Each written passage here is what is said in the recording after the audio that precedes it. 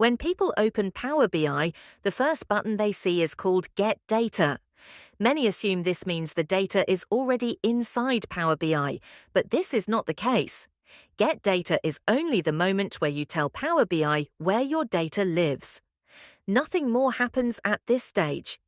Using Get Data means choosing the source of the data. This source might be an Excel file, a folder, a database, a website, or a system such as SharePoint or SQL Server.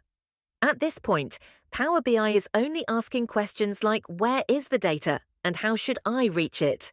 No numbers are stored yet and no analysis is performed. This step is similar to telling someone the address of a bookshop.